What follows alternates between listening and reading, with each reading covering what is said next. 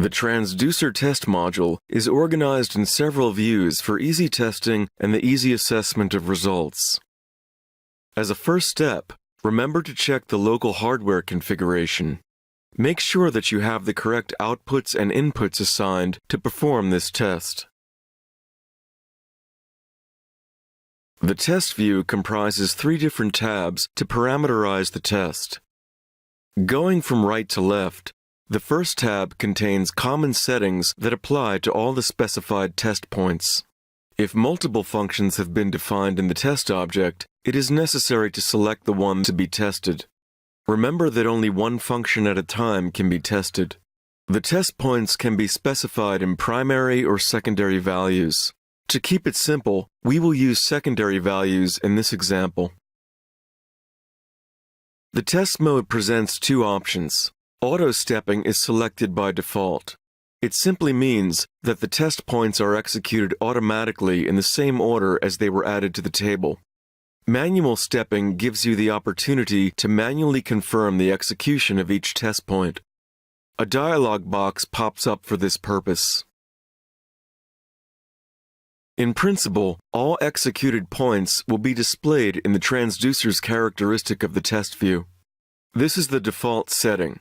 However, you can decide to only see the failed points. If you have a measurement device with no separate auxiliary power supply that is energized by the connected voltages, just check this box. The CMC will inject nominal voltages in all the phases that are not being subjected to the test. Since voltage is always a single-phase test, we have to select the phase to be tested.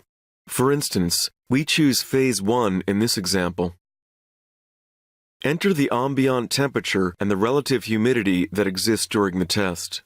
These 2 values will appear later in the test report.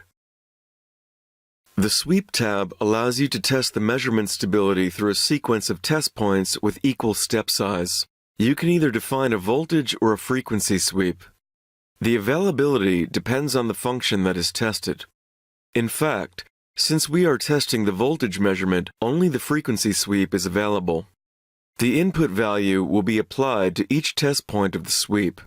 In other words, this value will be kept constant while the frequency changes. Enter the sweep parameters, start, end, and number of points, to finish the configuration of the test. As we see in the simulation, the sweep is evaluated as a whole, and the result is displayed as a status icon in this field. Now we go straight to the Test tab, which is used for inserting individual test points.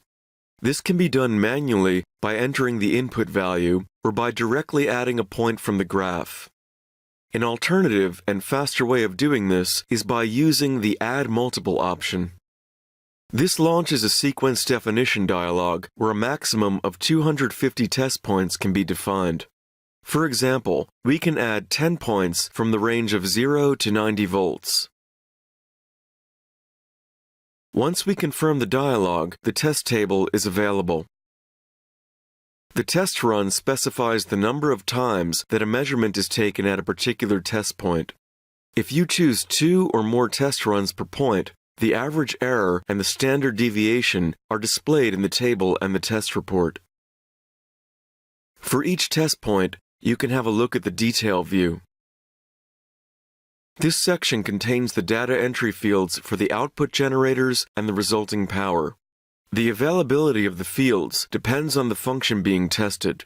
If any value is changed, all the related values are modified accordingly.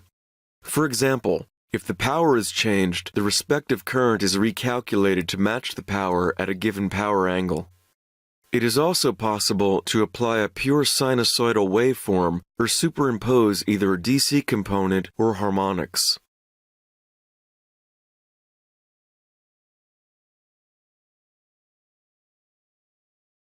Now we are ready to start the test and check the results.